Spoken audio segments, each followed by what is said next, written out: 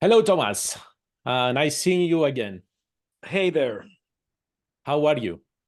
I am good. I am. It's looks like a good year. Oh, definitely is. Have you recovered from WOLFHEART with Before the Dawn, the co-headlining tour, and then the the rest of the European tour?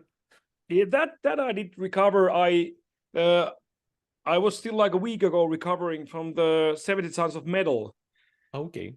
That I had both bands on the ship, so I had like double amount of gigs. So that was a lot more to handle than the European tour.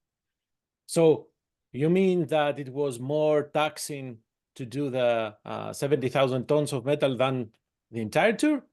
Well, kind of, yeah, because like traveling to North America, the jet lag to both directions.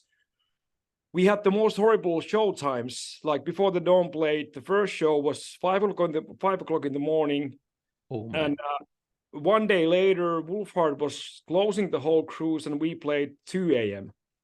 Oh So boy. I was only able to sleep half of the nights during the whole stay in North America. So that felt heavier, and also like when you are touring, you have more your own space, and you are just most of the time you are just with your bandmates, either in the tour bus or in the backstage. You are a lot like it's like a small bubble you are living in, but trapped in a Titanic for 4 days, full of metalheads, and even when you go to even in the elevator, there's Slayer coming from the speaker. So you are like just It's it's concentrated, let's say. It's very it, concentrated. it is, yes, exactly, yeah. But I take it that you had a good time at least, right? It was great experience once again, yeah. So the band has been on the road almost throughout the 2023. Do you feel something has changed, something that the band has earned, especially with Pavo singing every night? Do you feel that you gain more, let's say, knowledge of his vocal capabilities? Yeah, of course, because once he came to the band, we basically straight went to studio. We didn't have much time to like usually bands work together for years before they start recording music and writing stuff. So every show and every trip we have done, we get to know a little bit more. And of course, like the band has been improving. Like it's first time I'm like as a main instrument, a drummer in a band. And I've never played this many shows as a drummer before. And like overall, everybody in the band has been improving through the whole year, and of course, playing better together night by night. Okay. So, although last time we talked, you told me that you have you had already started working on new music. So now I'm trying to see the songs that we hear in Archaic Flame, were those written after the band had toured or at the end? Okay, go ahead. Yeah, we like decided to do the whole EP after the European tour, because originally we thought that we're gonna be busy for the 23, and that's gonna be the year for Before the Dawn, and then me, I'm gonna be busy with WOLFHEART, and Juha's gonna be busy with Swallow the Sun. But then we got the offer to do the 70 tons. Then we started to get offers to do festivals this summer, Finland and Europe also. So we felt like we don't want to stop yet. We want to keep things rolling on.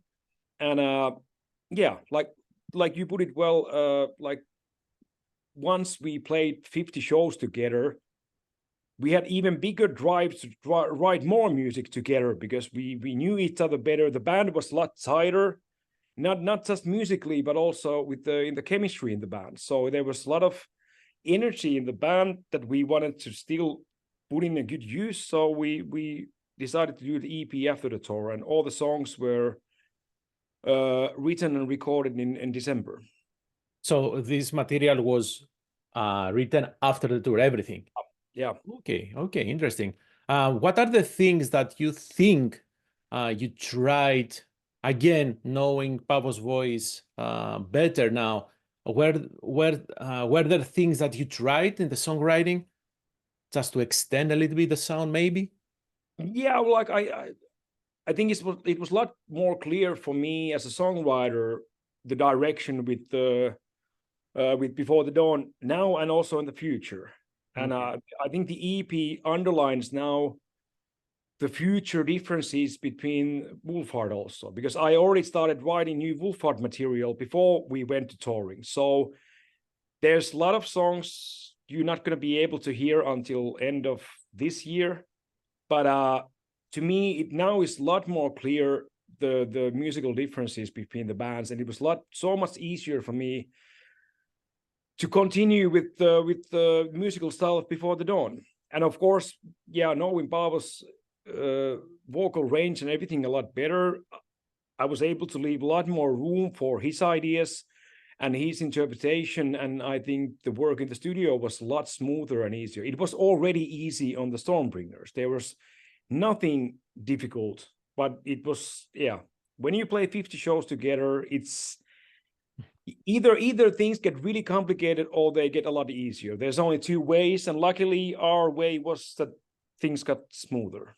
I am very much interested to learn how now, because you sound and you look excited with Before the Dawn, how you can split your time between WOLFHEART and Before the Dawn. I don't know how you will do that. I know exactly, because I know already all the schedules for this year.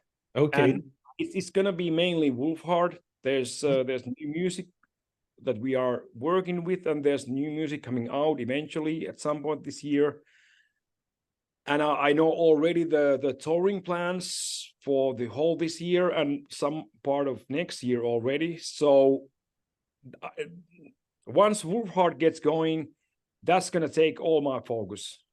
Okay. You sound like It's gonna be easy now, because it was different like 1 year ago, because both bands were active together. We did the European tour together, we did the Finnish tour. Both bands were playing festivals at the same time. So now it's gonna go more into this is for WOLFHEART this year, next year's probably for Before the Dawn, like this clear regions in time that are dedicated for each band. So I don't need to run them fully at the same time. and somewhere in that there is some room for Dawn of Solace, right?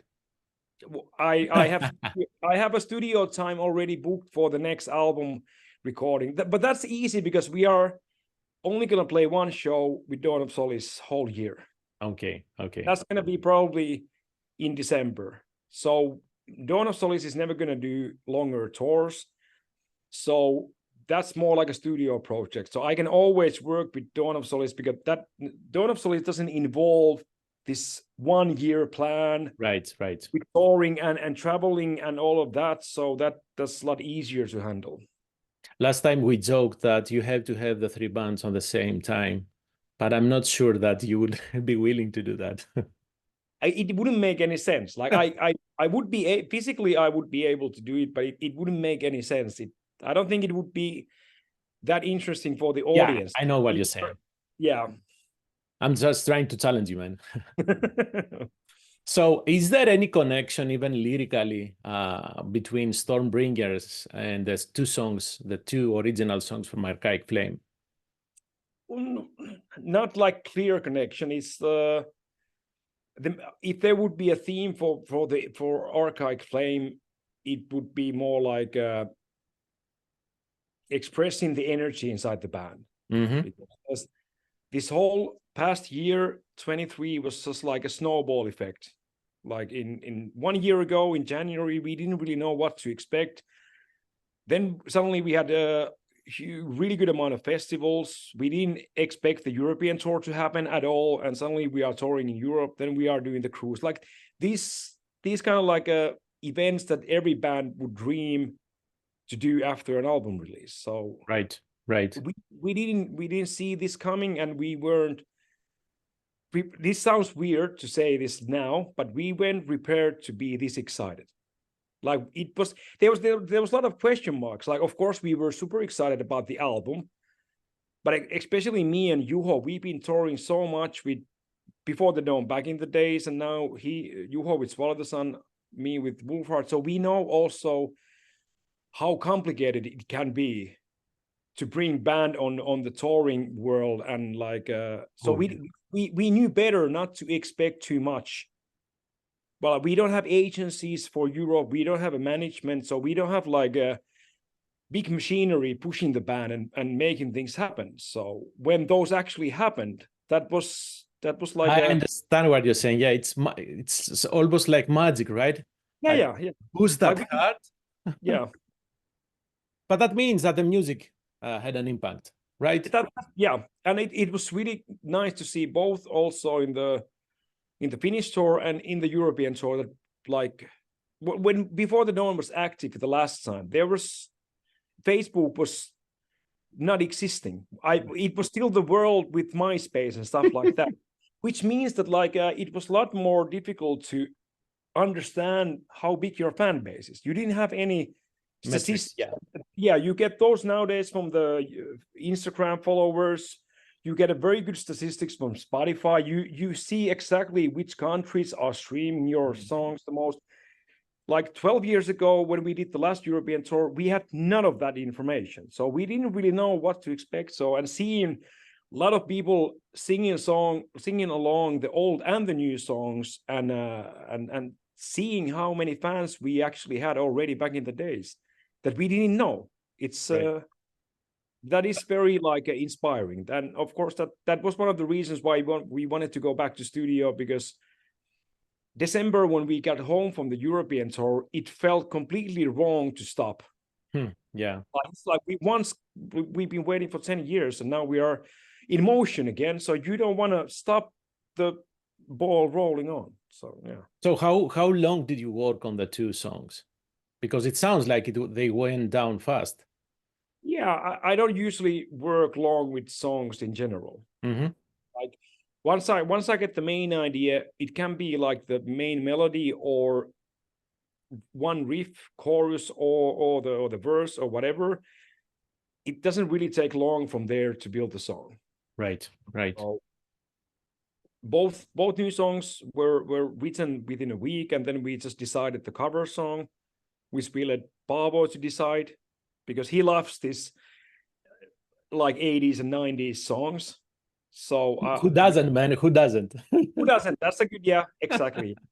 So we wanted to have a song that he felt really good to do with his vocals, and yeah, it was really fun to do the Bryan Adams. That was interesting, and I said, what's happening here? And I think even though the original does have keyboards, I think in Before the Dawn's version, you have the keyboards a little bit higher on the mix, or yeah, it was like a kind of like accident to have that kind of sounding keyboards, but to me it sounds very much like Type O Negative, like this kind of like cheesy 80s keyboards with the really heavy guitars. Okay, I see where you go. Although Type O Negative were a little bit slower in these things, more. It was, yeah. But okay, interesting. You have included Dying Sun that was recorded live. When was that recorded? Because I was confused a little bit by the press release about the dates. So when was that recorded? That was recorded on the last weekend of the Finnish tour, which was like 2 weeks before the European tour. Do you remember the venue? Yes, it was Lokomo in a city called Turku. Oh, okay. Did you record only that song, or did you record the entire thing? We had our own sound system in all of the shows, so we were recording all the shows. Okay. In general, because it was so easy, like we didn't listen to any of the other gigs. We decided that that's gonna be the one. Like we're gonna build a set list that we have certain options for the live song, but carrying our own sound console means that just one press of a button and we get all the tracks recorded with no extra like work or arrangements. So what was why do you record everything here? Are you gonna use any of this material? Just in case, because quite often it happens that you write a new album or something, or like this EP, and then the label starts asking, do you have any live material? We would like to have some bonus songs or something. And nowadays, a lot of bands are bringing their own digital consoles to shows. So it's super easy. Like 15 years ago, recording a show would mean a lot of extra gear, a lot of extra cabling, a lot of extra arrangements. Nowadays, you just hook up the laptop into the sound desk or something like that, and then you have the whole You show. can even use your phone these days. Yeah. So it was so easy. So we just did it. Our sound guy wanted to do that also because he was trying to like improve the sound for each weekend. So he was listening to the show and like I didn't calibrating his system or something like that. But Okay. it was mainly his idea, but we thought like, well, like since everything is going to be recorded every night anyway, we probably can use some of the footage later on, like we did on the EP. Yeah. I know that this EP is digitally released. However, any thoughts about putting it on vinyl? We were talking about that with label, but if we would have insisted of having that on vinyl, it would have pushed the release a lot later in the spring, because label needs several months for the vinyl pressing, and we wanted the EP out in this schedule like we are now, because soon I'm gonna be like I'm gonna be only touring with the WOLFHEART the whole spring. We're gonna go to Australia, then we're gonna do East European tour. So I didn't want to release the Before the Dawn EP in the middle of WOLFHEART touring. I try to keep those separate as it's possible, and we talk with label like if there's a demand to have some kind of physical release, we can do that later on, or we can with the next full length we can do this double vinyl special package for the fans and include the songs there. So we can always have the physical later on. Right. Yeah, makes sense. Because for me, because I'm still old school, the digital, it doesn't feel real. You know what I'm saying? Yeah, I get that. I get that fully. Like that was like the hard decision. Like, do we postpone the schedules with months, or do we do the compromise now with the format of the EP and then have the songs added later on to a vinyl edition or something like that? It made more sense to do it like this. So since I am almost looking inside your brain with all the schedule lined up, so you said that you have WOLFHEART, you have Australia, you have Europe with WOLFHEART. How about what is your schedule releasing new music with both bands now? Well, WOLFHEART is gonna release something this year. Okay. So is Dawn of Solace. So I don't know yet exactly the schedules for next year, but I know that Swallow the Sun is releasing something this year, probably. So that's gonna like set clear priorities for both me and Juho. So I would say roughly now, I think it's impossible to predict completely, but next Before the Dawn album might be reality 2026. Oh, okay.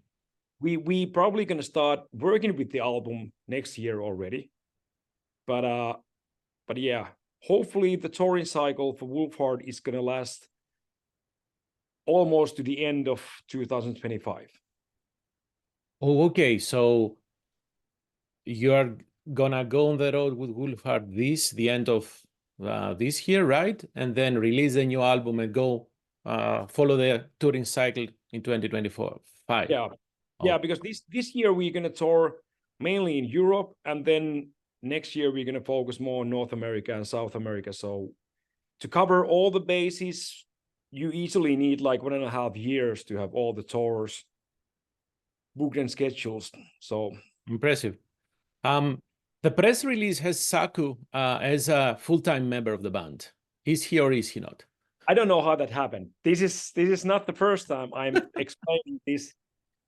Like, they do send me the press releases to check, and I rarely have the interest to read the whole thing, because I think I trust the label that of course they're professionals. There's all the infos, but no, he's not a member of the band. Okay.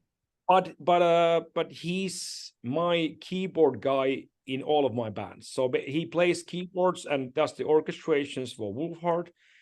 He did that on the previous 2 albums already. He does the same with Dawn of Solace, and I use his studio. And he is my sound engineer also. Mhm. He's recording WOLFHEART and mixing WOLFHEART. He does the same with Dawn of Solace. So he's not a member in any of the bands, but he's part of my very small Team. yeah, team is a good word. Yeah. Right, right. I will tell you a secret. The last 3 years, maybe more, we have started seeing so many mistakes in PR releases. I don't know what's happening, man. You can never, you have to double check. Yeah. That might be a good idea from now on. Yeah. Any idea behind the cover that we see on the EP?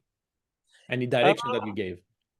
Well, I didn't like. I'm using the same graphic guy for now for Before the Dawn and for WOLFHEART, and he has done also the 2 previous Dawn of Solace. Nikos from Crete, and I nowadays let him use a lot of freedom in the vision, and I like that because I already write the music, I write the lyrics, so I think it's a lot more fresh for me and also for the listeners that there is other features also involved, not just me telling a graphic guy exactly what to do. And I like that there's that adds like a new dimension for the whole piece of art. Right, right. And that's another reason to have it physically released. I'm just saying. Tuomas, thank you very much for your time. Have a great time touring with WOLFHEART. And based on what you said, see you next year here in the States. Yeah, definitely. Thank you, man. Appreciate it. Bye-bye.